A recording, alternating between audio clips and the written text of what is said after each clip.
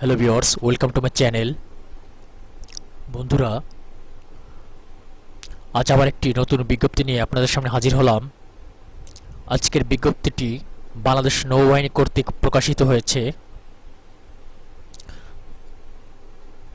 বাংলাদেশ নৌবাহিনী কর্তৃক প্রকাশিত বিজ্ঞপ্তিটি আজকে আপনাদের সামনে পুরো ডিটেলস তুলে ধরার চেষ্টা করব।